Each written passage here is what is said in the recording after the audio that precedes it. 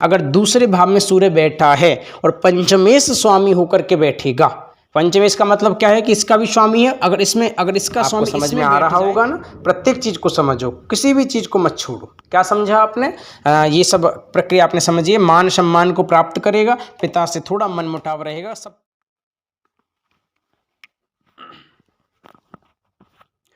नमस्कार बच्चों, जैसा कि आप लोग जानते हैं कि मेरा नाम पंडित राजेश आचार्य जी है और मैं आपका ज्योतिष गुरु आपकी ज्योतिष की कक्षा पूर्ण क्रम से लिए जा रहा हूं।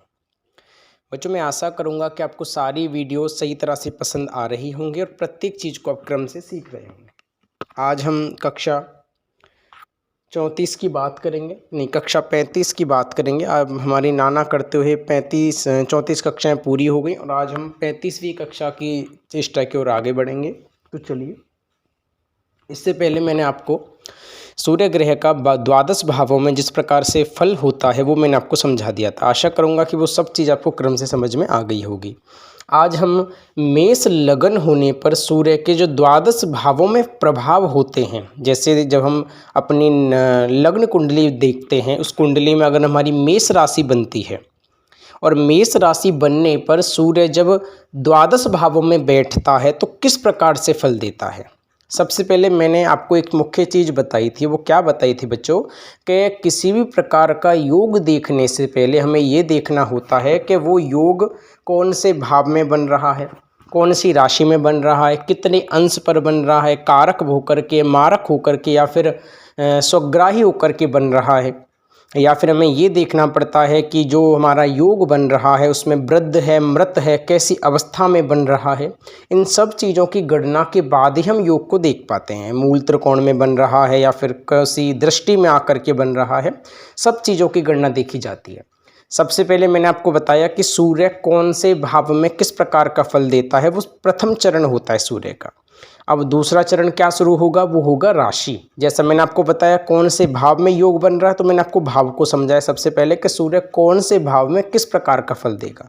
हालांकि वो सूर्य के मुख्य प्रभाव हैं जो ज़्यादातर योगों में देखे गए हैं, उसमें कोई विचार की आवश्यकता नहीं है। अगर मैं उस वीडियो के अनुसार अगर कोई ऐसी चीज़ आपको लिखा देता है ना जो चंद्रमा का प्रभाव भी होता है, तो आप मुझे कमेंट करने लग जाते कि गुरुजी ऐसा तो उसमें भी होता है। लेकिन मैंने आपको वो कोई चीज़ लिखा ही नहीं। क्यों? क्योंकि मैं वही चीज़ें आपको लिखा रहा हूँ जो बेसिक तौर पर लिखाई जाती हैं, जो बेसिक तौर पर होती हैं, जो साक्षात योग में देखी जाती हैं।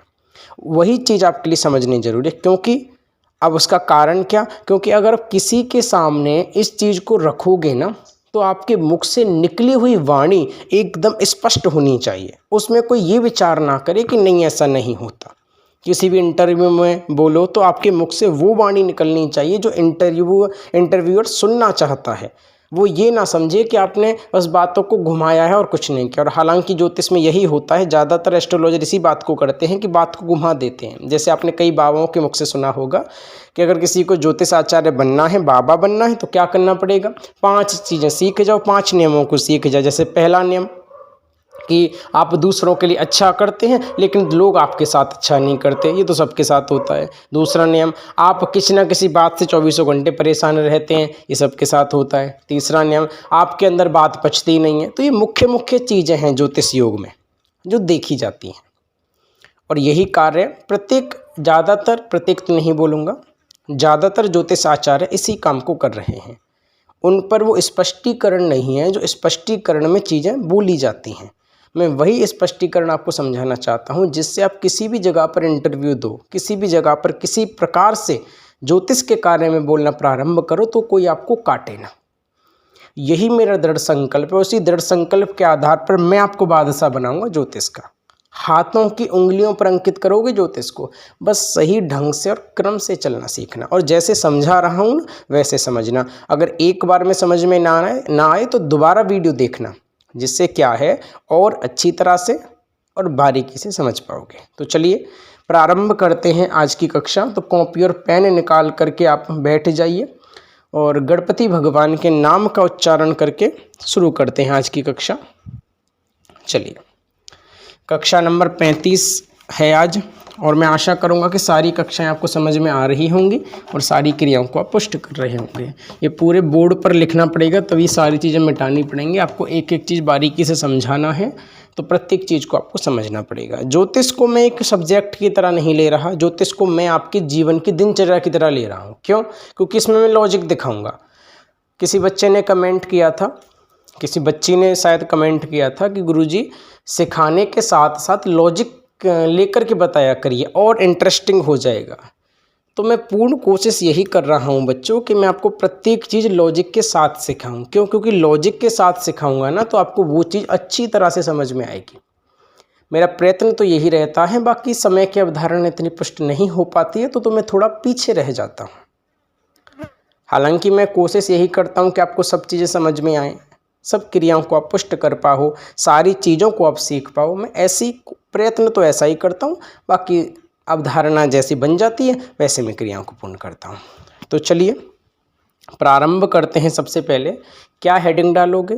सबसे पहले जो लिख रहा हूँ वही हेडिंग डालना। क्या हेडिंग डालोगे? मेष, हेडिंग डालो मेष लग्न की कुंडली में सूर्य का प्रभाव। ये हेडिंग डालो, मेष लगन की कुंडली में सूर्य का प्रभाव। कि अगर मेष लगन की कुंडली हो तो सूर्य का किस प्रकार से प्रभाव होता है, सूर्य किस प्रकार से फल देता है, वो हमें आज की वीडियो में समझना है। शांति से और क्रम से चलना और पूरी वीडियो देखा करिए। बीच में स्किप क्यों कर देते हो, बीच में छोड़ क्यों देते हो? अरे 1 घंटा ही तो होता है, वो भी नहीं निकाल सकते? अरे थोड़ी बातें हो जाती हैं, आप लोगों से थोड़ी चर्चा कर लेते हैं।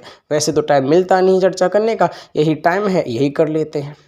अगर चर्चा मिलेगी तो कभी लाइव आएंगे यूट्यूब पर, तब और अच्छे से चर्चा कर लिया करेंगे।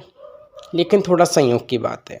हालांकि सब चीज़ें पूर्ण की जा रही हैं, धीरे धीरे करके मैं अपने इस शिक्षा को भी आगे बढ़ा रहा हूँ, कक्षा को भी आगे बढ़ा रहा हूँ। जैसे मैं अपना एक फेसबुक चैनल बना रहा हूँ और जो इंस्टाग्राम है उस पर भी एक चैनल बना रहा हूँ, जिससे क्या है कि जो बच्चे फेसबुक से जुड़ना चाहते तो फेसबुक से जुड़ सकते हैं, जो इंस्टाग्राम से जुड़ना चाहते वो इंस्टाग्राम से जुड़ सकते हैं। इससे क्या है कि कक्षा आगे बढ़ेगी, बस सबसे बड़ा प्रक्रम कक्षा को आगे बढ़ाने का है। हालांकि सब चीज़ें पूर्ण की जा रही हैं, सब कार्यों को सिखाया जा रहा है, वही क्रिया का सार है। तो चलिए सबसे पहले मैंने आपको क्या बताया कि मेष लगन में सूर्य का प्रभाव क्या होता है, वो आज की वीडियो में हम समझेंगे। जैसे मैं यहाँ पर एक लग्न कुंडली आपके सामने अंकित कर देता हूँ, मेरी बात को ध्यान से समझिएगा बच्चों।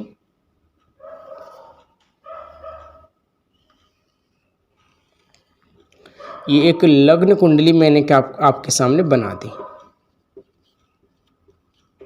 अब एक बात बताना, जैसा मैंने आपको वो नियम लिखाए थे, आपको याद हो तो, कि पहले नंबर पर अंशात्मक दृष्टि, दूसरे नंबर पर भावात्मक दृष्टि, तीसरे नंबर पर राशि, चौथे नंबर पर कारक, जो भी मैंने आपको क्रम से 5 या 6 लिखाए थे, उसके बाद ही हम योगों का फलादेश कर सकते हैं। ये मैंने आपको समझा दिया था।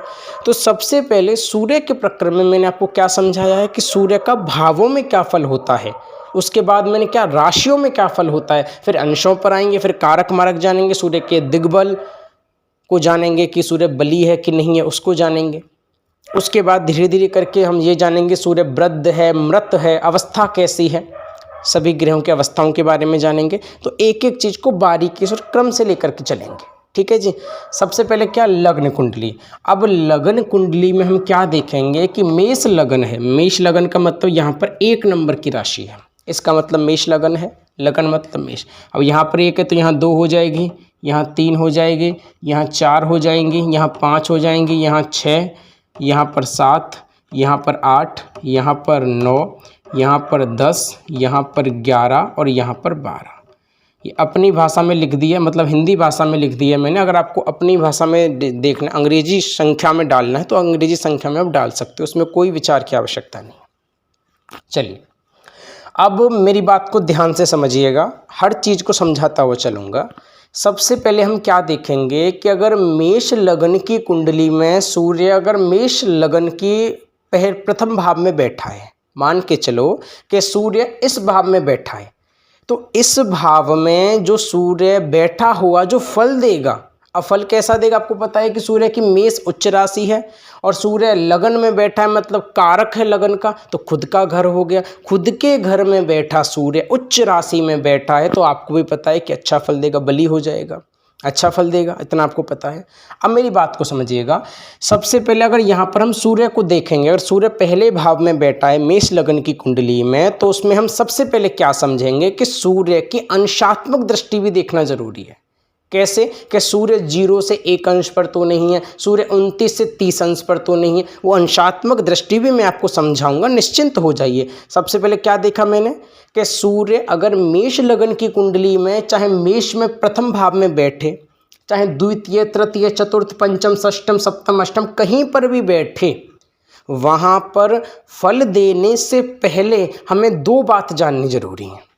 इतना याद रखना। कौन कौन सी बात? वो बातें ध्यान रखना। सबसे पहले हमें ये देखना चाहिए कि सूर्य के अंश कितने हैं, मतलब कितने अंश पर सूर्य बैठा है। दूसरी बात देखनी है कि दशा कौन सी चल रही है कुंडली पर। ये 2 चीज़ हमें जानना बहुत ही ज़्यादा जरूरी है। क्यों? कि सूर्य की महादशा चल रही है, सूर्य की अंतरदशा चल रही है, सूर्य की प्रत्यंतर दशा चल रही है, सूर्य की सूक्ष्म दशा चल रही है, सूर्य की प्राण दशा चल रही है, वो हमारे लिए समझना जरूरी है। अंतर प्रत्यंतर महादशा भी मैं आपको समझाऊंगा कैसे चलती है, किस प्रकार से बनते हैं। अभी बेसिक बताया था मैंने आपको, अब धीरे धीरे करके हम उसका एडवांस भी समझाएंगे आपको, निश्चिंत हो जाइए। अंशात्मक दृष्टि भी समझाऊंगा कि कितने बल पर ग्रह वृद्ध हो जाता है, कितने बल पर ग्रह मध्यम हो जाता है, पौराण अवस्था का हो जाता है, मृत हो जाता है, वक्री हो जाता है, अस्त हो जाता है, दिग्बली हो जाता है। सब बल मैं आपको समझाऊंगा। जब एडवांस कोर्स जाएंगे ना, सब कुछ मैं आपको समझा दूंगा, निश्चिंत हो जाओ। तो सबसे पहले मैंने क्या देखा कि सूर्य चाहे कुंडली में कहीं पर बैठा हो, एक बात याद रखना, सबसे पहले ये देखा जाता है कि सूर्य कितने अंश पर बैठा है और दूसरा कौन से ग्रह की दशा चल रही है। मतलब क्या? सूर्य की अंतरदशा है, सूर्य की महादशा है, सूर्य की प्राण दशा है, सूर्य की सूक्ष्म दशा है कि सूर्य की प्रत्यंतर दशा है। ये देखना हमारे लिए जरूरी है, बहुत ही ज़्यादा जरूरी है। इस बात को याद रखना, इस बात को भूल मत जाना। ठीक है जी। अब मेरी बात को समझिएगा। सबसे पहले हम बात करेंगे, सूर्य अगर मेष लगन की कुंडली में सूर्य अगर प्रथम भाव में बैठा है तो कैसा फल देगा। आपको पता है ये कुंडली का पूर्व भाग होता है। पूर्व का मतलब क्या है कि जिस समय जातक का जन्म हुआ उस समय पर पूर्व दिशा में मेष राशि थी।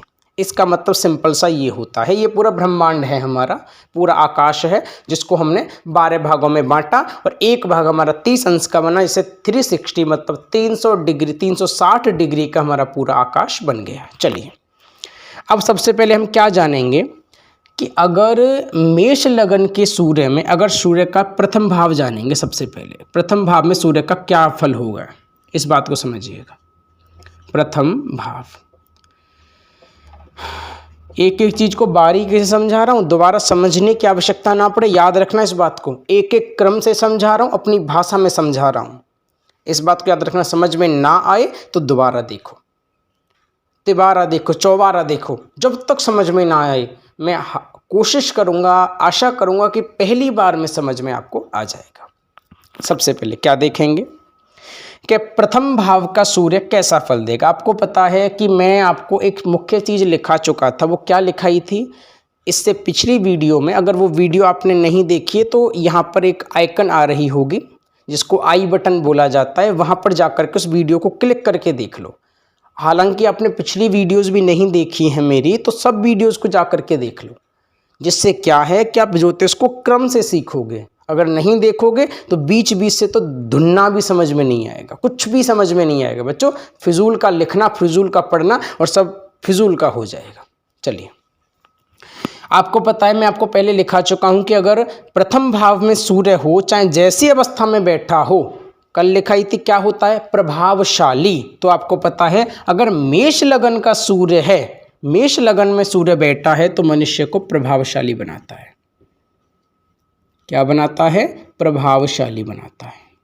सबसे पहले ये जानो। प्रभावशाली के बाद स्वाभिमानी बनाता है, मतलब अपने अभिमान, स्वाभिमानी बनाता है, मतलब अपने द्वारा वह मनुष्य कुछ भी कर सकता है। तेज स्वाभिमानी बनाता है और प्रभावशाली बनाता है। और मुख्य चीज़ क्या है कि उसकी जो नेतृत्व करने की क्षमता है, मतलब क्या कि जो नेता लोग होते हैं ना, पॉलिटिशियन, उसकी क्षमता उसकी बढ़ाता है। नेतृत्व करने की क्षमता बहुत अच्छी होती है उस मनुष्य की, पॉलिटिशियन अच्छा बन सकता है वो। ठीक है जी। उसके बाद उस मनुष्य के जो मनुष्य होता है वो गुणवान होता है। गुणवान मतलब गुणों से भरा हुआ होता है, तेजस्वी होता है। एक एक चीज़ समझा रहा हूँ, याद रखना। और ये चीज़ें गणना योग में नहीं है, कहीं कमेंट करना शुरू कर दो कि गुरुजी ऐसा कुछ नहीं है। बेटे मैं आपको एक मुख्य चीज़ बता रहा हूँ, ये मेष लगन की कुंडली के अनुसार मुख्य मुख्य चीज़ें जो देखी गई हैं ना वो हैं। अभी अंशात्मक दृष्टि नहीं है, अभी क्या कारक मारक की दृष्टि नहीं है, उसके बाद जब क्रियाएं बनेंगी। अभी तो इनके साथ युतियाँ देखेंगे कि कौन से ग्रह की युति बन रही है। और मान के चलो कि यहाँ पर स्वाभिमानी और प्रभावशाली बना रहा है जो सूर्य, अगर इसी के साथ शनि आकर के बैठ जाए तो संघर्ष योग इसी भाव में बन जाएगा। और आपको पता है संघर्ष योग कैसा होता है, मैं आपको समझा चुका हूँ। अब क्या देखेंगे, पॉलिटिशियन अच्छा होता है, गुणवान, तेजस्वी, इतना आपने समझा। अब एक मुख्य चीज़ क्या है, अब इसमें क्या, इसमें कोई विचार करने की आवश्यकता नहीं है। किसी को ये पांचों चीज़ें बता दोगे ना तो उसमें कोई विचार नहीं होगा उसका, वो क्या बोलेगा ऐसा कुछ नहीं है, होगा। क्यों? क्योंकि ये पांचों चीज़ें मुख्य मुख्य हैं। पॉलिटिशियन अच्छा होता है, संपूर्ण कार्य उसका अच्छा होता है। एक मुख्य चीज़ क्या है कि प्रथम भाव का जो सूर्य है, प्रथम भाव का सूर्य, मेरी बात को ध्यान से समझिएगा, प्रथम भाव का सूर्य पंचमेश है। क्यों? क्योंकि पांचवें भाव में सिंह राशि बैठी है, इतना आपको पता है। पंचमेश मतलब पांचवें भाव में उसकी सिंह राशि बनती है। मतलब सबसे पहले हम क्या देखेंगे, प्रथम भाव का सूर्य पंचमेश होकर के बैठा हुआ है। पंचमेश है कि नहीं है? पंचमेश का मतलब है पांचवें भाव का स्वामी, स्वामित्व है, पांचवें भाव का स्वामित्व इसको प्राप्त है। अब इससे ना आप एक और चीज़ देख पाओगे। कैसे? मैंने आपको कल को क्या लिखाया था कि सूर्य का द्वादश भावों में क्या फल होता है, ये मैंने आपको लिखा दिया था। आज इस एक वीडियो के जरिए आप दो चीज़ों को सीखोगे। कौन कौन सी? सबसे पहले तो ये सीखोगे कि लगन मेष हो तो सूर्य का द्वादश भावों में क्या फल होता है, और दूसरी चीज़ ये सीखोगे कि सूर्य का राशियों में कैसा फल होता है। कैसे? नहीं समझे? सूर्य अगर वृष राशि का हो, सूर्य अगर मिथुन राशि का हो, सूर्य अगर कर्क राशि का हो, सूर्य अगर मेष राशि का हो, तो वो भी इसी वीडियो से सीख जाओगे। हालांकि ये तो मुख्य मुद्दा तो मेष लगन का है, लेकिन इससे आप राशियों के फल को भी सीख जाओगे। एक वीडियो से दो फायदे। आ रहे हैं ना समझ में? अब पंचमेश सूर्य है। पंचमेश सूर्य का मतलब है कि स्वयं के घर पर दृष्टि डाल रहा है, मतलब स्वयं पर दृष्टि। क्या बोलेंगे? स्वयं के घर पर दृष्टि डाल रहा है। अब जो ग्रह स्वयं के घर पर दृष्टि डालेगा, जो लग्नेश सूर्य है अपने घर पर दृष्टि डालेगा, तो उस मनुष्य की जो विद्या है ना, विद्या, वो विद्या शक्ति जो है, आपको पता है पंचम भाव में हम विद्या को देखते हैं, तो विद्या की जो शक्ति है, विद्या में उत्तेजना शक्ति बढ़ती है। विद्या शक्ति उसकी बहुत अच्छी होती है, विद्या उसकी बहुत ज़्यादा सुगम। क्यों? क्योंकि लगन भाव का सूर्य मेष राशि में अपनी उच्च राशि में बैठा हुआ अच्छा बैठा है। अगर अंशात्मक दृष्टि से सही है, सभी क्रियाओं से सही है, कोई ग्रह की युति नहीं है, कोई क्रिया नहीं है, सब कुछ अच्छा है। अगर अच्छा होकर के अपनी खुद के घर को दोबारा देखेगा तो क्या बनाएगा? विद्या में उत्तेजना शक्ति को बढ़ाएगा, मतलब बहुत ही अच्छा मनुष्य को बनाएगा। उसके बाद क्या देखेंगे कि उसकी जो एक्सप्रेशन होगा, उसका जो एक्सप्रेशन की स्पेलिंग देख लेना, गलत है तो अपने आप सही कर लेना। एक्सप्रेशन की जो क्षमता है वो प्रभावशाली होगी, एक्सप्रेशन की क्षमता। क्यों? क्योंकि अच्छा सूर्य अपने ही घर को देख रहा है। तीसरी चीज एक्सप्रेशन, मतलब चेहरे का जो एक्सप्रेशन होता है ना, वो प्रभावशाली होगा, उसके चेहरे पर सौंदर्य दिखाई देगा। उसके बाद उसका संतान पक्ष जो होगा वो बहुत ही अच्छा होगा, संतान पक्ष। क्यों? क्योंकि अच्छा सूर्य मेष राशि का सूर्य मेष राशि में बैठ करके उच्चतम होकर के अपनी स्वराशि को देख रहा है तो अच्छा फल देगा, इतना आपको पता है, अगर सही बैठा है वो अगर तो। ठीक है जी। अब इसके बाद क्या देखेंगे, इसके बाद एक मुख्य चीज़ और देखेंगे। अब इसमें हम मुख्य मुख्य दृष्टियों की बात करेंगे। एक पाद दृष्टि नहीं लेंगे, द्विपाद दृष्टि नहीं लेंगे, त्रिपाद दृष्टि नहीं लेंगे। क्यों? क्योंकि ये अभी टॉपिक वो नहीं आया है। अभी क्या है, मुख्य चीज़ों की गणना हो रही है। सूर्य मुख्य चीज़ों में कैसा होता है उसके मुख्य योग की गणना हो रही है। तो सबसे पहले हम सप्तम दृष्टि लेंगे, क्योंकि प्रत्येक ग्रह जो होता है सप्तम दृष्टि से पूर्ण दृष्टि डालता है, इतना आपको पता है। सूर्य की केवल एक दृष्टि होती है, वो सप्तम दृष्टि ही होती है। तो क्या बोलेंगे कि सूर्य मेष राशि में उच्च का होकर के जब सप्तम घर को देखेगा, मतलब क्या, सप्तम भाव को देखेगा तो कैसा फल देगा। सप्तम भाव को देखेगा तो कैसा फल देगा। क्यों? क्योंकि सूर्य की बिल्कुल सीधी दृष्टि पड़ जाएगी इस पर, सप्तम दृष्टि। और आपको पता है कि सूर्य जब अपने सप्तम भाव को देखेगा तो वह सूर्य की शत्रु भाव होता है, शत्रु भाव, और यही सूर्य की नीच राशि होती है। उच्च का मेष में होता है और मेष से +6 कर देंगे तो 7वीं राशि कितनी हो जाएगी, मेष से +6 मतलब 7वीं राशि तुला, तो तुला में जाकर के सूर्य नीच का हो जाता है। अगर नीच का हो जाएगा तो आपको पता है कि चीज़ों को बिगाड़ेगा, इतना आपको पता है। तो क्या देता है सप्तम भाव का सूर्य, अगर मेष का सूर्य सप्तम भाव पर दृष्टि डालेगा तो ये पत्नी का क्षेत्र होता है। तो मनुष्य का जो वैवाहिक जीवन होता है, एक बात याद रखना, वैवाहिक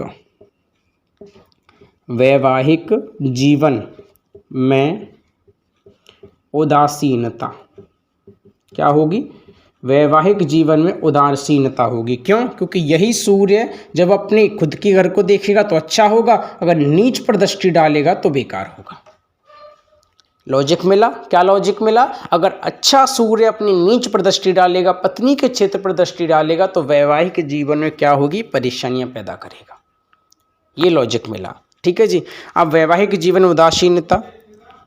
दूसरी बात, पत्नी से मनमुटाव, उसकी पत्नी से उसके किसी ना किसी प्रकार से मनमुटाव रहेंगे, इतना आपने जाना। मनमुटाव के बाद मतलब क्या कि मिलना जुलना कम होगा। ठीक है जी।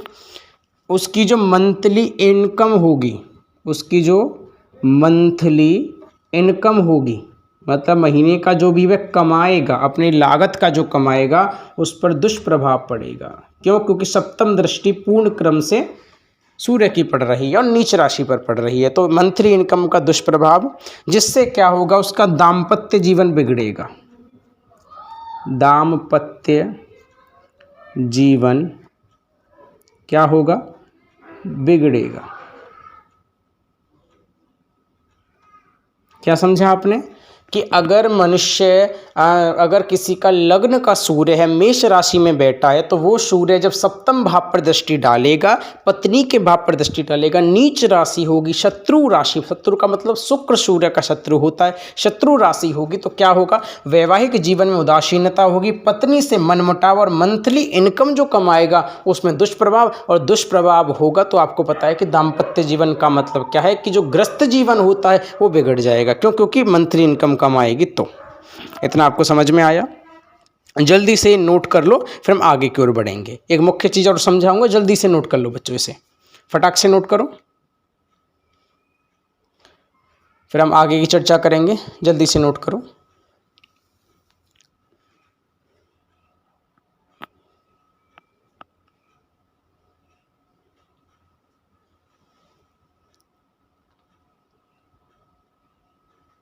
चलिए, अगर नोट नहीं किया है ना तो वीडियो को रोक करके शांति से नोट कर लेना, जिससे क्या है कि और अच्छे से समझ में आ जाएगा। अब आगे की बात पर चलते हैं। थोड़ा जल्दी जल्दी समझाऊंगा क्योंकि वीडियो मुझे लगता है कि लंबी हो जाएगी, बड़ी हो जाएगी। इससे क्या है कि थोड़ा जल्दी समझाना पड़ेगा, जल्दी नहीं समझाया तो समझ में नहीं आएगा आपके। अब एक बात को याद रखना, अगर मेष लगन का सूर्य, मेष लगन के सूर्य के साथ अगर मंगल बैठ जाता है, इस बात को देखना, मंगल बैठ जाता है तो राजयोग बनाता है, सूर्य के द्वारा एक राजयोग बनता है। मैंने आपको पहले एक चीज़ बताई थी कि प्रत्येक ग्रह राजयोग बनाता है। प्रत्येक ग्रह बनाता है। राजयोग का मतलब क्या है कि अच्छा फल देने वाला, और कुछ नहीं राजयोग का मतलब। तो मंगल साथ में बैठ जाए, आपको पता है मंगल की खुद की राशि सूर्य उसमें उच्च का, दोनों साथ बैठ जाएंगे तो राजयोग बनाएगा। सबसे उत्तम है, सबसे अच्छा है। अब बात करते हैं सूर्य, अगर मेष राशि का सूर्य अगर दूसरे भाव में बैठे, क्या लिखेंगे? द्वितीय भाव। अगर मेष राशि का सूर्य द्वितीय भाव में बैठे, अब आपको पता है द्वितीय भाव क्या है? शत्रु भाव हो गया सूर्य का। हो गया कि नहीं हो गया? शत्रु भाव का मतलब शुक्र है, और शुक्र सूर्य का शत्रु होता है, मतलब वृष राशि का स्वामी शुक्र है, तो शत्रु भाव सूर्य का हो गया। और जब सूर्य शत्रु भाव में बैठेगा तो उसमें क्या होगा? धन, बात को समझना, वो मनुष्य अपने धन एवं कुटुंब का नेतृत्व करने वाला होगा, मतलब उनको समझाने वाला होगा, नेतृत्व करने वाला, धन एवं कुटुंब का नेतृत्व करने वाला होगा। एक मुख्य चीज है क्या कि धन भाव है, सूर्य अच्छा है, मतलब क्या है कि सूर्य शत्रु राशि में है, लेकिन शत्रु राशि होने के साथ साथ सूर्य पंचमेश भी है, और पंचमेश जो सूर्य है वो अच्छा माना जाता है, संतान पक्ष में, विद्या पक्ष में अच्छा है। और लग्न का सूर्य कारक भाव का सूर्य, लग्न सूर्य की कारक क्षमता है, मतलब क्या कि इसका जो कारक है सूर्य लग्न का कारक होता है, उसमें मेष राशि है, मतलब क्या कि सूर्य को मेष राशि पर भी बल देगा। क्यों देगा बल? क्योंकि उसका कारकत्व क्षमता बढ़ जाएगी। क्यों? क्योंकि मेष राशि बनती है, उच्च राशि बनती है सूर्य की। अगर वही सूर्य द्वितीय भाव में चला जाता है, शत्रु राशि है लेकिन कुछ अच्छा भी करेगा कुछ बुरा भी करेगा। मैंने आपको पहले ही समझा दिया था, हर ग्रह अच्छा करता है बुरा करता है। अच्छा क्या? धन एवं कुटुंब का नेतृत्व करने वाला होगा। उसके बाद क्या समझेंगे? उसके बाद समझेंगे कि उस मनुष्य का जो धन होगा, धन में कमी नहीं होगी। अब इस बात को पकड़ मत लेना, कमी नहीं होगी, लेकिन धन में कमी नहीं होगी, लेकिन बंधन में बंधा रहेगा, धन के में बंधन में बंधा रहेगा। मतलब क्या कि धन में तो कमी नहीं होने देगा, लेकिन धन रूपी बंधन में बंधा रहेगा। मतलब क्या? धन को एकत्रित करने में थोड़ा सा कमजोर हो जाएगा। आ गया समझ में? कोई दिक्कत वाली बात नहीं होगी। बंधन में बंधा रहेगा, और क्या है? बंधन में बंधा रहने के कारण धन की क्या करेगा? धन की बचत नहीं कर पाएगा। आ गया समझ में? मैंने क्या बोला? धन अच्छा तो रहेगा, कमी नहीं होगी, लेकिन बंधन में बंधने के कारण धन को एकत्रित नहीं कर पाएगा, बचत नहीं कर पाएगा धन की। उसके बाद क्या है? यही सूर्य का मारक यही कुंडली का मारक भाव है। इतना आपको पता है। मारक का मतलब क्या होता है? मारने वाला। जब सप्तम भाव अपना काम करना छोड़ देता है तो वो द्वितीय भाव को काम दे देता है कि तुम मारो। अब सूर्य जब द्वितीय भाव में मारक क्षमता जब सूर्य की हो जाएगी, तब उसी के कारण क्या होगा? धन में बचत नहीं कर पाएगा वह मनुष्य जिसका द्वितीय भाव में सूर्य है, मेष लगन में सूर्य बैठा है। तो मेष लगन का सूर्य द्वितीय भाव में बैठा है। तो अब आगे की चर्चा करते हैं, मेरी बात को समझिएगा। अब मारक होने के साथ साथ क्या कष्ट और देगा? वो देगा कि जो पंचमेश सूर्य होकर के संतान पक्ष में परेशानी पैदा कर देगा, क्योंकि पंचम भाव का स्वामी है। अब द्वितीय भाव में चला जाए सूर्य, अगर दूसरे भाव में सूर्य बैठा है और पंचमेश स्वामी होकर के बैठेगा, पंचमेश का मतलब क्या है कि इसका भी स्वामी है, अगर इसका स्वामी इसमें बैठ जाए तो संतान पक्ष को भी परेशानी देगा। क्यों देगा? क्योंकि सूर्य पीड़ित है, सूर्य शत्रु भाव में है, इसलिए। ठीक है जी। संतान व विद्या में परेशानी पैदा करेगा, संतान व विद्या में परेशानी पैदा करेगा। आगे समझ में? आगे की चलिए। परेशानी मतलब कमी करेगा, वही हो गया। आगे की बात करते हैं। वह मनुष्य की जो वाणी होगी ना, वाणी प्रभावशाली होगी, वाणी प्रभावशाली। अब बात को पकड़ मत लेना, प्रभावशाली क्यों होगी? क्योंकि शुक्र लग्जरी लाइफ का कारक प्रभावशाली सूर्य बनाएगा, वाणी को प्रभावशाली बनेगा। और वो मनुष्य अगर गोल्ड का बिजनेस करे, गोल्ड की खरीदारी करे, उसका बिजनेस बहुत ही ज़्यादा अच्छा चलेगा। क्यों? क्योंकि शुक्र जो है वो लग्जरी लाइफ का कारक होता है, वो कहीं ना कहीं अच्छा होकर के फल देता है। धन के क्षेत्र के योग में गोल्ड का बिजनेस करे तो बहुत ही उसके लिए लाभकारी होगा, बहुत अच्छा बचाएगा, अर्जित करेगा। इतना आपको समझ में आ गया होगा। एक मुख्य चीज क्या समझेंगे कि लोग समझ नहीं पाएंगे, समझ नहीं पाएंगे मतलब क्या कि अगर किसी का सूर्य द्वितीय भाव में बैठा है, मेष लगन का सूर्य, अब वो मनुष्य लोगों के लिए चाहे कितना भी अच्छा कर देगा पर लोग उसे समझ नहीं पाएंगे, किसी ना किसी प्रकार से कमी उसके प्रति रखेंगे। यही प्रक्रिया रहती है मेष लगन के सूर्य में, मेष लगन के द्वितीय भाव के सूर्य में। अब मेष लगन का सूर्य जो है आपको पता है क्या करेगा, यहाँ से डायरेक्ट 1 2 3 4 5 6 और 7 8वें घर पर दृष्टि डालेगा, 8वें भाव पर दृष्टि डालेगा, इतना आपको पता है। और 8वां भाव जो है सूर्य का मित्र का भाव है, लेकिन आपको इतना पता है सूर्य का मित्र का भाव है, लेकिन को छोड़ो अभी। अष्टम भाव मित्र मंगल की राशि है तो आयु में वृद्धि करेगा, आयु में वृद्धि करेगा मतलब आयु को बढ़ाएगा। क्यों? क्योंकि द्वितीय भाव में बैठ करके अष्टम भाव कर दृष्टि डालेगा, लेकिन अगर सूर्य अष्टम भाव में ही आ जाएगा तो परेशानी पैदा करता है, क्योंकि अष्टम भाव सूर्य का अशुभ भाव बताया गया है। अब द्वितीय भाव का सूर्य अष्टम भाव पर दृष्टि डालेगा तो आयु में वृद्धि करेगा, आयु में वृद्धि करने के साथ साथ और क्या करेगा, वो उस मनुष्य को खोजी बनाएगा, मतलब खोज कराने वाला बनाएगा, खोजी बनाएगा। इस बात को याद रखना। उसकी जो जीवन की दिनचर्या होगी, जीवन की दिनचर्या जो होगी मतलब क्या कि जो सुबह शाम की जो दिनचर्या होगी वो प्रभावशाली होगी, मतलब क्या अच्छी होगी।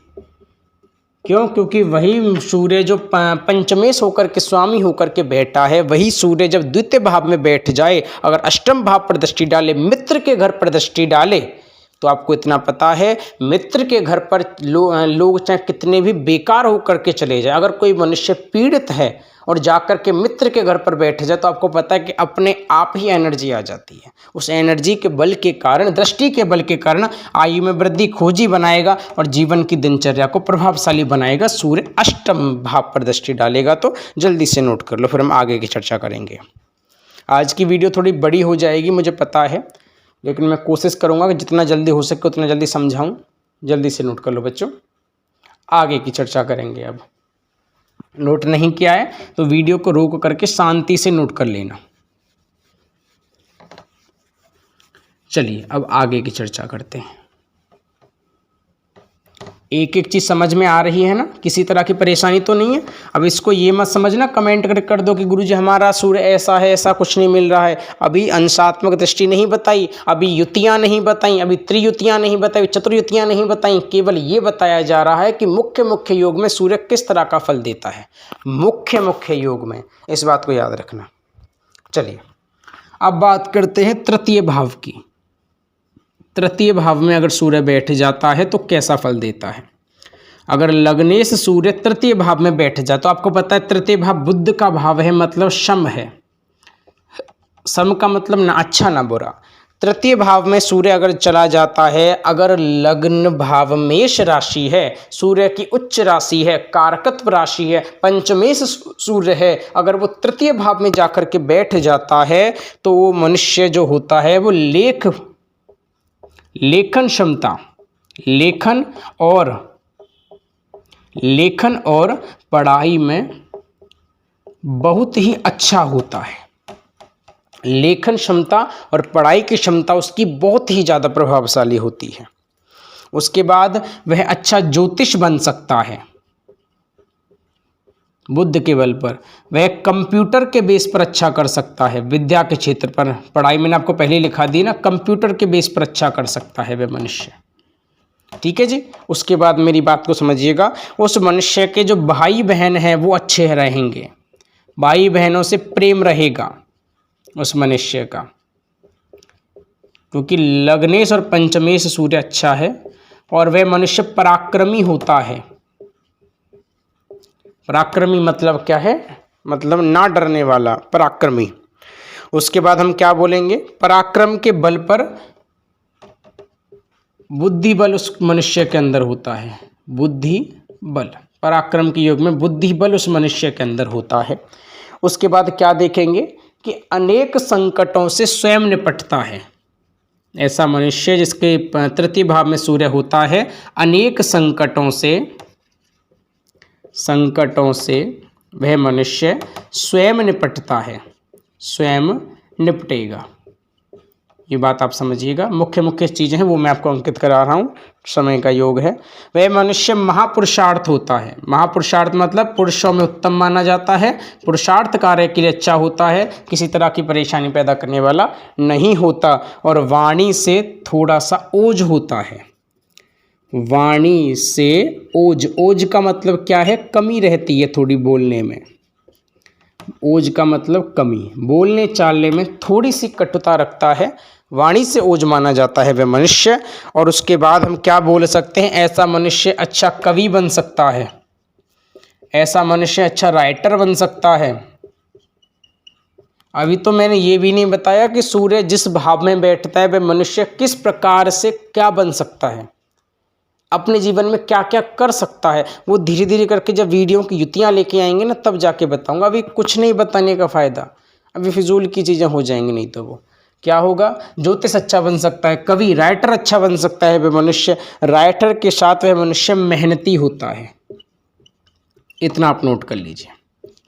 चलिए अब क्या देखेंगे? सप्तम भाव का जो सूर्य है वो दृष्टि कहाँ पर डालेगा? नवम भाव पर दृष्टि डालेगा। किस पर डालेगा? नवम भाव पर दृष्टि डालेगा। और नवम भाव आपको पता है कि मित्र का भाव है। मित्र का भाव है। मित्र का मतलब क्या है? कि बृहस्पति का भाव है। नवम भाव क्या है? बृहस्पति, मतलब धनु राशि का भाव है। और धनु राशि जो है वो सात्विक ग्रह होता है। सूर्य सात्विक ग्रह होता है। और आपको पता है सात्विक ग्रह है, इसलिए वो मनुष्य क्या होता है? धार्मिक होता है। सात्विक का मतलब क्या है? धार्मिक होता है। धर्म में रुचि करने, धार्मिक धर्म में रुचि करने वाला, शास्त्रों में निपुण होता है। शास्त्रों का ज्ञाता, लिख दो, शास्त्रों का ज्ञाता होता है। धार्मिक कार्यों में अच्छा माना जाता है ऐसा मनुष्य नवम भाव का जो होता है। धार्मिक स्थानों पर यात्रा करने वाला होता है। मतलब क्या? धार्मिक स्थानों पर यात्रा करने वाला होता है। धार्मिक स्थानों पर यात्रा करने वाला और अपने इष्ट को भजने वाला। इष्ट कौन है? शिव जी को भजने वाला होता है ऐसा मनुष्य। शिव जी को अपना इष्ट मानता है। इष्ट पहचानो, समझो आपकी कुंडली से आपका इष्ट कौन है, बात को समझिए। ऐसा मनुष्य शिव को भजने वाला होता है नवम भाव में जो होता है। और उसके भाग्य में वृद्धि होती है। भाग्य आपको पता है कि भाग्य भाव है ये, मतलब भाग्य को देखा जाता है, उसके भाग्य में भी वृद्धि होती है। क्यों? क्योंकि सात्विक ग्रह पंचमेश और लग्नेश, लग्नेश नहीं कहेंगे, लग्न में उच्चेश होकर के, लग्न में उच्च होकर के बैठेगा, पंचमेश होकर के बैठेगा, तृतीय भाव में जाके बैठ करके सब इस पर दृष्टि डालेगा। तृतीय भाव में बैठ करके डायरेक्ट नवम भाव पर दृष्टि डालेगा तो उसके भाग्य में वृद्धि होगी। भाग्य में वृद्धि के साथ साथ वह मनुष्य धर्म का चिंतन करने वाला होगा। मतलब क्या? धार्मिकता में अच्छा होता है वह मनुष्य, जिसके ये प्रक्रम बनता है। तृतीय भाव का सूर्य जब नवम भाव पर दृष्टि डालता है तो उसके इतने कार्य पुष्ट किए जा सकते हैं। मैं आशा करूंगा कि सब चीज़ें आपको समझ में आई होंगी। नोट करो, फिर हम आगे बढ़ेंगे। जल्दी से नोट करो।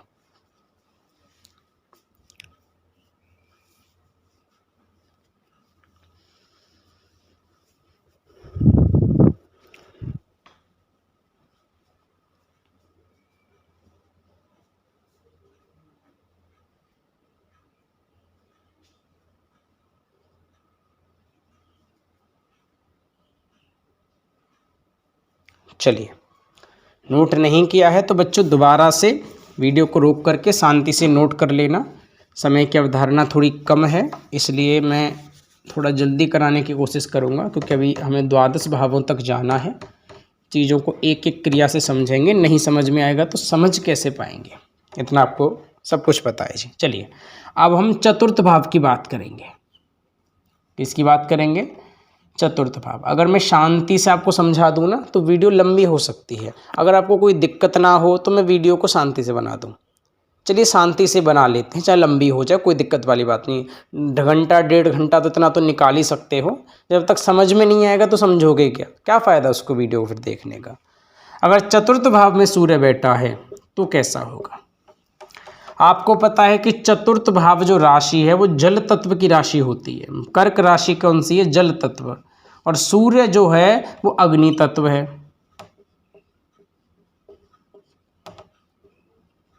क्या बोलोगे, जल तत्व जब अग्नि तत्व से मिलेगा तो कैसा फल देगा, खुद लॉजिक समझो। अच्छा होगा, नहीं होगा।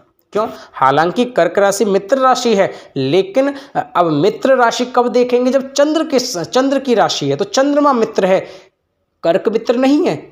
राशि का स्वामी मित्र है, राशि मित्र नहीं है, लेकिन राशि खुद में बलवान है। क्यों, क्योंकि वह जल तत्व की राशि है। जल तत्व की राशि अग्नि तत्व से मिलेगी तो अग्नि को बुझाएगी, और बुझने के कारण कैसे कैसे फलों को देगी, उस फलों को आज हम समझेंगे। सबसे पहली बात, उसके जो पारिवारिक जीवन होगा, पारिवारिक, बात को समझिएगा, पारिवारिक जीवन में कलेश रहेगा। अच्छा नहीं होता, चतुर्थ भाव का सूर्य अच्छा नहीं माना जाता। क्यों, क्योंकि ये रात्रि काल हो जाता, मध्यम रात्रि का समय बताया गया है। पारिवारिक जो जीवन है उसका कलेशमय हो जाता है, कलेश से भरा हुआ हो जाता है। क्यों, क्योंकि जल तत्व जब अग्नि तत्व से मिलता है तो परेशानियां पैदा करता है। अब आगे की चीज़ समझेंगे, क्या कि उस मनुष्य की जो माता होती है ना, माता से मन मुटाव रहता है उस मनुष्य को। आपको पता है कि माता का सुख इसमें देखा जाता है, मन मुटाव रहता है, लेकिन मन मुटाव, लेकिन माता से ही प्रेम करने वाला होता है, माता से प्रेम करने वाला वो मनुष्य होता है। मन मुटाव भी होता है, तकलीफ भी होती है, लेकिन माता से ही प्रेमी होता है, माता से ही प्रेम करने वाला होता है। थोड़ा सा बुझ जाता है लेकिन माता को प्रेमी समझता है। आगे की बात करें, ऐसा मनुष्य आपको पता है पंचमेश जो सूर्य है पंचमेश होकर के बैठेगा। क्यों, क्योंकि पंचमेश बार बार क्यों बोला जा रहा है, क्योंकि पंचम भाव का मालिक है, सिंह राशि होने के कारण ऐसा मनुष्य जो होता है वो विद्या प्राप्ति करता है, विद्या प्राप्ति करता है, अच्छी विद्या प्राप्ति, अच्छी विद्या प्राप्ति करता है। क्यों, क्योंकि त्रिकोण सूर्य, त्रिकोण अवस्था का सूर्य केंद्र में जाकर के बैठेगा तो जैसा भी बैठेगा, मान के चलिए बेकार भी बैठेगा, लेकिन केंद्र में जाकर के बैठा है त्रिकोण का सूर्य। क्यों, क्योंकि त्रिकोण का मालिक जब केंद्र में जाकर के बैठता है ना तो कुछ ना कुछ अच्छा प्रभाव भी दिखाता है, कुछ ना कुछ कार्य में सुगम प्रभाव भी दिखाता है। आपको पता है कि प्रत्येक ग्रह ज़्यादा पूरी तरह से बेकार नहीं होता, पूरी तरह से सही नहीं होता। त्रिकोण का सूर्य केंद्र में बैठेगा तो अच्छा फल देगा, मतलब क्या, विद्या की प्राप्ति कराएगा। विद्या की प्राप्ति के बाद भूमि, भवन, भूमि भवन, भूमि भवन के बाद वाहन, भूमि भवन और वाहन को वह मनुष्य बुद्धि से प्राप्त करेगा। क्यों, क्योंकि पंचमेश सूर्य है, बुद्धि से प्राप्त करेगा। मतलब क्या, अपनी बुद्धि के बल पर वह मनुष्य अच्छे अच्छे कामों को करेगा। इतना आपको समझ में आ गया होगा। क्यों, क्योंकि पंचमेश सूर्य, मूल त्रिकोण का सूर्य केंद्र में जाकर के बैठ जाता है तो भूमि का मालिक बनाता है, वाहन का मालिक बनाता है, लेकिन बुद्धि के बल पर, क्योंकि पंचम भाव में बुद्धि को देखा जाता है। इतना आपको समझ में आ गया होगा। वाहन का सुख उसको मिलता है। अब मेरी बात को समझिएगा, चतुर्थ भाव का सूर्य दसम भाव पर दृष्टि डालेगा, जो सूर्य की शत्रु राशि है, शत्रु भाव है, शत्रु राशि पर डालेगा। क्यों, क्योंकि सूर्य का शत्रु है शनि, और मकर राशि शत्रु, मकर राशि का स्वामी होता है शनि, और शनि सूर्य का शत्रु है। तो क्या बोलेंगे कि मूल त्रिकोण का सूर्य जब केंद्र में जाकर के बैठ जाएगा और सप्तम दृष्टि दसम भाव पर डालेगा तो क्या फल होगा। सबसे पहले होगा कि उसके जीवन में वाहन, भूमि, कुछ भी काम को करेगा उसमें थोड़ी रुकावट बनी रहेगी, थोड़ी रुकावट बनी रहेगी। इन कार्यों को प्राप्त करने में थोड़ी रुकावट बनी रहेगी। रुकावट के बाद हम देखेंगे कि उस मनुष्य के जब ये सूर्य, मतलब क्या, चतुर्थ भाव का सूर्य चतुर्थ भाव में बैठा सूर्य दशम भाव पर दृष्टि डालेगा तो दशम भाव पिता का भी बोला जाता है, इसमें पिता को भी देखा जाता है। तो पिता से मन मुटाव रहेगा, मन मुटाव। ये कुछ चीज़ें ना आपको थोड़ा कंफ्यूज कर रही होंगी, मैं मानता हूँ इस बात को, लेकिन बच्चों ये जब चीज़ें धीरे धीरे करके हम समझेंगे ना, जब तुलना करेंगे, गणना करेंगे, फलादेश करेंगे, तब इन्हीं चीज़ों का मुख्य प्रक्रम लेकर के चलेंगे, जिससे क्या होगा कि प्रत्येक चीज़ आपको क्रम से समझ में आएगी। क्या समझा हमने? पिता से मन मुटाव रहेगा। अगर चतुर्थ भाव का सूर्य लग्नेश होकर के मेष है, मेष लग्न का सूर्य चतुर्थ भाव में बैठा है, सप्तम भाव पर दशम भाव पर दृष्टि डालेगा तो पिता के संबंध में मन मुटाव रहेगा। लेकिन उसका जो राज्य है, राज्य व मान सम्मान, राज्य व मान सम्मान प्राप्त करेगा, मान सम्मान प्राप्त करेगा, क्योंकि पिता है शनि का सूर्य। ये भी समझना मेरी बात को, पिता से तो मन मुटाव रखेगा, लेकिन सूर्य शनि का पिता है, कुछ न कुछ कार्यों में अच्छा भी माना जाता है। आपको इतना पता है ना, हर चीज़ पूरी तरह से गलत भी नहीं है, हर चीज़ पूरी तरह से सही भी नहीं है। और मैं जो गणना निकाल रहा हूँ वह सभी ग्रंथों के बाद ये निकाली है मैंने। आपको समझ में आ रहा होगा ना? प्रत्येक चीज़ को समझो, किसी भी चीज़ को मत छोड़ो। क्या समझा आपने? ये सब प्रक्रिया आपने समझिए। मान सम्मान को प्राप्त करेगा, पिता से थोड़ा मन मुटाव रहेगा, सप्तम दृष्टि जब सामने वाले ग्रह पर भाव पर डालेगा तो ये आप नोट कर लीजिए जल्दी से, फिर हम आगे की चर्चा करेंगे। जल्दी से नोट करो बच्चों, जल्दी से नोट कर लीजिए।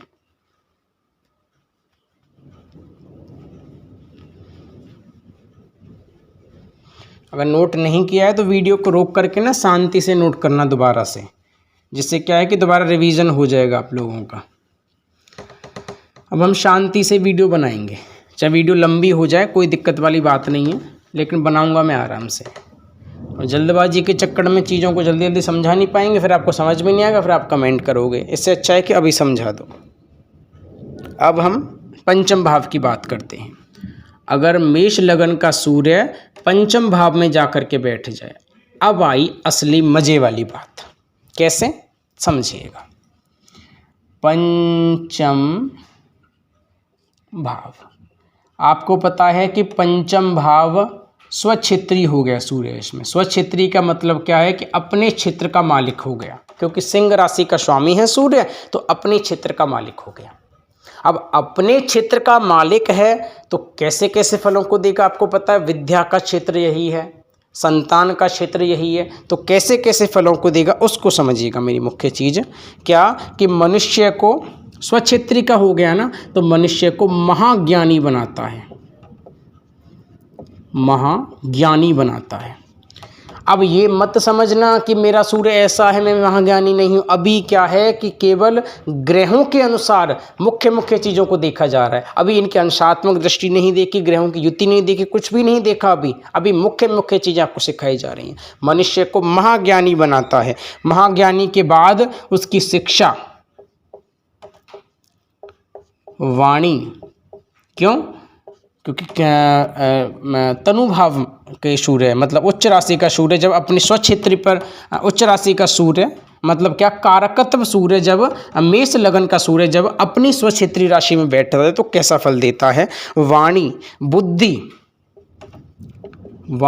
बुद्धि उसकी क्या होती है? बहुत अच्छी हो जाती है, बहुत अच्छी हो जाती है, क्योंकि स्वक्षेत्री हो गया। अब मैंने आपको एक चीज़ बताई थी, हर चीज़ पूरी तरह से सही नहीं है, हर चीज़ पूरी तरह से गलत भी नहीं है, तो अच्छा भी है और बुरा भी है, सब कुछ समझेंगे। उसका जो है संतान पक्ष अच्छा रहेगा। संतान जो पक्ष है उसका बहुत ही ज़्यादा प्रभावशाली रहेगा, बहुत अच्छा रहेगा, उसमें कोई दिक्कत वाली बात नहीं है। संतान पक्ष अच्छा होगा। अब मेरी बात को समझिएगा। अब मैंने आपको क्या बताया, उसकी बुद्धि अच्छी होगी, वाणी अच्छी होगी, शिक्षा अच्छी होगी। अब मैं आपको एक मुख्य चीज़ बताता हूँ, जैसे हर चीज़ पूरी तरह से सही नहीं है, हर चीज़ पूरी तरह से गलत नहीं है। इस बुद्धि के बल पर जब सब कुछ बहुत अच्छा होगा, सब कुछ बहुत अच्छा होगा, तो इस बुद्धि के बल पर वह दूसरों को क्या समझेगा? दूसरों को छोटा समझेगा, दूसरों को क्या समझेगा, छोटा समझेगा, क्योंकि अभिमान आ जाएगा। कैसा अभिमान, बुद्धि अच्छी, महाज्ञानी, अच्छा, तो कहीं ना कहीं थोड़ा सा अभिमान आएगा। इस प्रक्रम में वह दूसरों को अपने से छोटा समझेगा, उसके कारण उसको थोड़ा दुख का सामना करना पड़ जाएगा। पंचम जो सूर्य होता है दूसरों को छोटा समझता है और त्रिकोण का स्वामी है, त्रिकोण में बैठा है तो मनुष्य को होशियार भी बनाएगा। अब होशियार बनाएगा, सब कुछ अच्छा रहेगा, पालन करने वाला बनाएगा, तो वह दूसरों को क्या समझेगा, छोटा समझेगा। उस अभिमान के बल पर उसको कहीं ना कहीं निराशा का सामना करना पड़ जाएगा। लॉजिक समझा, क्या समझा, बुद्धि भी आ जाएगी, सब कुछ आ जाएगा, तो दूसरों को अपने से कुछ ना कुछ कमी निकालेगा, निकालने के कारण उसको कुछ ना कुछ गलतियों का सामना करना पड़ जाएगा। चलिए, अब पंचम भाव का जो सूर्य है वह दृष्टि डालेगा कहाँ पर, 1 2 3 4 5 6 और 7, 11वें भाव पर दृष्टि डालेगा। पंचम भाव का स्वक्षेत्री सूर्य कौन से, शत्रु राशि पर दृष्टि डालेगा। क्या डालेगा, शत्रु राशि पर, क्योंकि सप्तम दृष्टि शत्रु राशि की हो गई, शनि हो गया सप्तम दृष्टि। अब मेरी बात को समझिएगा, आपको पता है कोई भी ग्रह होता है वह एकादश भाव में जाकर के अच्छा माना जाता है, लाभ का माना जाता है, लेकिन उस लाभ के मानने से पहले हमें उसकी अवस्था भी देखनी जरूरी है।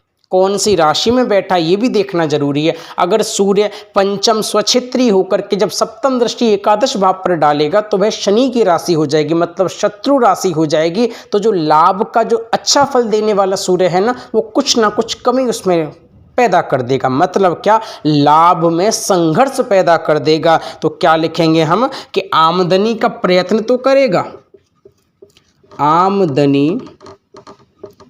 के प्रयत्न में कमी कर देगा। मतलब आमदनी जो कमाएगा ना, वह जो लाभ जो मनुष्य कमाएगा उस लाभ में कहीं ना कहीं परेशानियां, कमी पैदा कर देगा। सूर्य सप्तम भाव पर जब पंचमेश सूर्य जब एकादश भाव पर दृष्टि डालेगा, सप्तम दृष्टि जब वहाँ पर डालेगा, कमी पैदा कर देगा। कमी करेगा मतलब लाभ ना देगा, लाभ ना देगा। लॉजिक समझ में आया, क्यों समझ में आया, क्योंकि शत्रु राशि हो गई। अभी याद रखना, अभी फलादेश नहीं करा रहा, कहीं फलादेश के चक्कर में बैठे रहो कि ये फलादेश है, ये फलादेश नहीं है। अभी तो कुछ नहीं कराया, अभी तो ग्रहों की युति नहीं बताई, अंशात्मक युति नहीं बताई, कारक मारक बाधक नहीं बताया, कुछ नहीं बताया। हालांकि ये कारक क्षेत्र है, इतना आपको पता है। कारक क्षेत्र का स्वामी जब सप्तम दृष्टि एकादश पर डालता है तो कुछ ना कुछ कमियां पैदा हो जाती है, क्योंकि शत्रु राशि हो गई वहां पर बैठकर। अभी तो मेष की बात हो रही है, जब वृष मिथुन कर्क सिंह लग्न में जाकर के बैठेंगे तो कैसा फल देंगी, उसकी भी बातें करेंगे, जो समय के अनुसार करेंगे सब कुछ। ठीक है जी। लाभ ना देगा, लाभ ना देने का मतलब क्या है कि जो वह इनकम कमाएगा, जो मनुष्य वह इनकम कमाएगा तो इनकम में उस मनुष्य को असंतोष रहेगा, असंतोष के कारण कमी रहेगी और परेशानियां पैदा करेगा। आमदनी का प्रयत्न में कमी रहेगी, मतलब क्या, इनकम में असंतोष रहेगा। असंतोष के कारण क्या होगा, वह मनुष्य, अब मेरी बात को समझिए, क्या समझा रहा हूं कि जो मनुष्य आमदनी का प्रयत्न में कमी हो गई, लाभ ना देगा मतलब लाभ में कमी हो गई और इनकम में असंतोष हो गया, तो ऐसा मनुष्य कटुभाषी हो जाता है। कटुभाषी का मतलब क्या है, कटु वचन बोलने वाला हो जाएगा, जिसको लाभ, अब आप कोई चीज करो, कोई प्रयत्न करो, उसका आपको लाभ ना मिले तो आप भी तो कटुभाषी हो जाओगे, नहीं होगे। कटुभाषी होने के कारण ऐसा जो मनुष्य होता है वो कटु भाषण देने के कारण परेशानियों को पैदा कर लेता है अपने जीवन में।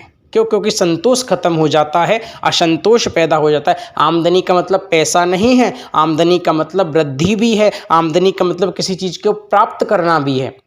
उसमें जब असंतोष रहेगा तो कटुभाषी हो जाएगा और अपने से बड़ों पर या किसी मनुष्य पर कटु भाषण करना शुरू कर देगा, जिससे उससे जीवन में परेशानियां पैदा हो जाएंगी।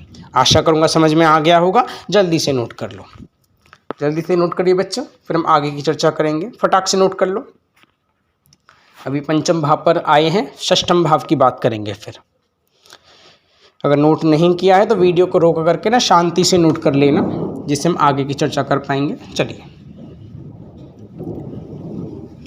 एक एक चीज़ को क्रिया से और बारीकी से समझना, कोई चीज़ छूटनी नहीं चाहिए, एक बार में समझ में आ जाए सबसे अच्छा है। अब बात करते हैं षष्ठम भाव का सूर्य। षष्ठम भाव का जो सूर्य है वो कहीं ना कहीं अच्छा भी है और कहीं ना कहीं बुरा भी है। क्यों? क्योंकि शम भाव हो गया, कर्क कन्या राशि हो गई। अब क्या बात करेंगे षष्ठम भाव के सूर्य में। षष्ठम भाव जो होता है आपको पता है शत्रु का भाव होता है, शत्रु का भाव होता है। और सूर्य जो ग्रह है वो तेजस्वी ग्रह है, मतलब क्या पराक्रम का ग्रह है। और जो मनुष्य की मेष लगन की कुंडली में षष्ठम भाव में सूर्य बैठ जाता है वह मनुष्य शत्रु पर विजय करने वाला होता है। क्यों? क्योंकि जो मनुष्य के जीवन में जब शत्रु आ जाएंगे ना, जिसके उसमें षष्ठम भाव में सूर्य बैठ जाता है, कन्या राशि में सूर्य बैठ जाता है, वह मनुष्य शत्रुओं के प्रति अत्यंत प्रबल माना जाता है, शत्रुओं पर विजय करने वाला होता है। अब विजय का मतलब क्या है? विजय का मतलब है कि शत्रुओं को खत्म कर देता है। खत्म किससे करेगा? अपने तेज से, मतलब क्या? अपनी बुद्धि से। अब शत्रुओं के वाद विवाद को, शत्रु पर विजय करेगा, शत्रुओं के वाद विवाद को, शत्रुओं से जो वाद विवाद उत्पन्न होगा ना उसमें कुछ ना कुछ अपने प्रति सुगमता निकालेगा। और मुख्य चीज़ क्या है कि झगड़ों को कम करेगा। झगड़े होंगे लेकिन उन झगड़ों में अपना सुगमता वाला चीज़ निकाल लेगा, मतलब खुद को ज़्यादा हानि पहुंचने नहीं देता ऐसा मनुष्य, क्योंकि तेजस्वी कारक हो गया ना, उसका मुख्य योग इसी प्रकार है। चलिए आगे की बात करते हैं।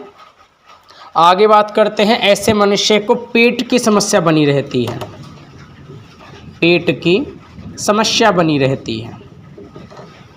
अब पेट की समस्या बनी रहेगी तो ऐसे मनुष्य को एक और चीज़ है, कोर्ट कचहरी के चक्कर उस मनुष्य के लगे रहते हैं। कोर्ट कचहरी के चक्कर उस मनुष्य के लगे रहते हैं, कोर्ट कचहरी के चक्कर। और अब एक बात बताइए, उस मनुष्य शत्रु पर विजय करेगा, शत्रु को खत्म करेगा, लेकिन उस मनुष्य के ना शत्रु फिर भी बने रहेंगे, शत्रु बने रहेंगे। क्या समझे? ऐसा मनुष्य, जिस मनुष्य के षष्ठम भाव में सूर्य बैठता है, वह मनुष्य अपने तेज से, अपने बल से शत्रुता तो खत्म कर लेता है, लेकिन फिर भी उसके शत्रु किसी न किसी प्रकार से बने रहते हैं। कोर्ट कचहरी के चक्कर उसके लगे रहते हैं, केस को जीत जाएगा फिर भी शत्रु उसके बने रहेंगे। आ गया समझ में? अब मेरी बात को समझिए। षष्ठम भाव के सूर्य की दृष्टि डालेगी हमारी द्वादश भाव पर, 12वें भाव पर। ये सूर्य यहाँ पर दृष्टि डालेगा, डायरेक्ट कहाँ पर डालेगा? 12वें भाव पर दृष्टि डालेगा। 12वें भाव पर दृष्टि डालेगा तो क्या होगा? शत्रु के कार्य में, अब मेरी बात समझना, मनुष्य का खर्चा करवाएगा।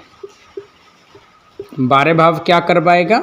उस मनुष्य का खर्चा करवाएगा। इतना आपको समझ में आ गया होगा। खर्चा क्यों करवाएगा? क्योंकि सूर्य तेजस्वी भाव का कारक सूर्य अगर शत्रु भाव में बैठ जाए तो सप्तम दृष्टि डायरेक्ट कहाँ पर डालेगा? द्वादश भाव पर डालेगा, तो उस मनुष्य का खर्चा करवाएगा। लेकिन खर्चा तो करवाएगा, लेकिन सूर्य आपको पता है ना अच्छा होता है, षष्ठम भाव में सूर्य अच्छा, शत्रु पर विजय कराने वाला है। खर्चा तो करवाएगा लेकिन क्या करवाएगा? अच्छे कामों में करवाएगा, अच्छे कामों में। खर्चा तो करवाएगा लेकिन अच्छे कामों में करवाएगा, कोई गलत कामों में उसका खर्चा नहीं करवाएगा, बेकार खर्चे नहीं करवाएगा। और ऐसा मनुष्य जो है वो बुद्धि का प्रयोग करके अपने काम को करेगा, बुद्धि का प्रयोग करके अपने काम को करेगा, बुद्धि का प्रयोग करेगा। ऐसा मनुष्य जिसका षष्ठम भाव का सूर्य द्वादश भाव पर दृष्टि डालेगा, वह मनुष्य बुद्धि से खर्चे करेगा, बुद्धि से काम लेगा और बुद्धि के अनुसार ही कोई काम को आगे बढ़ाएगा। ऐसा मनुष्य जो होता है बेकार खर्चे नहीं करता, बुद्धि का प्रयोग करके कामों को करता है, अपने खर्चों को कम करता है और सही ढंग से करता है, षष्ठम भाव का सूर्य जो होता है। आ गया समझ में? जल्दी से नोट करो फिर हम आगे की ओर चलेंगे। जल्दी से नोट कर लो बच्चों। बारिश भी आ गई, परेशानी होगी मुझे वीडियो बनाने में, फिर भी मैं बनाऊंगा, निश्चिंत हो जाइए। चलिए अब आगे की चर्चा करते हैं। आगे अब हम क्या समझेंगे उस बात को समझिएगा।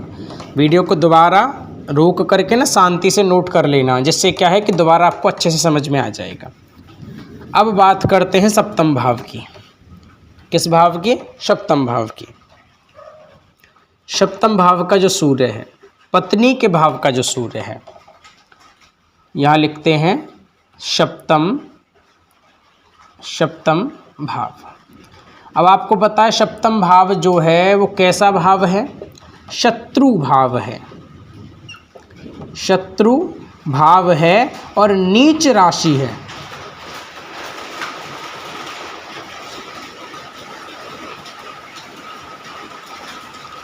नीच राशि है, शत्रु भाव है और नीच राशि है। बच्चों बारिश आ गई है, थोड़ी परेशानी होगी मुझे वीडियो बनाने में। मैं देखता हूँ, आपको आगे समझा दूंगा।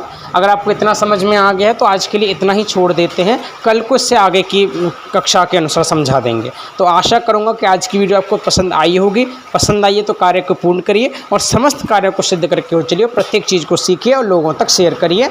धन्यवाद।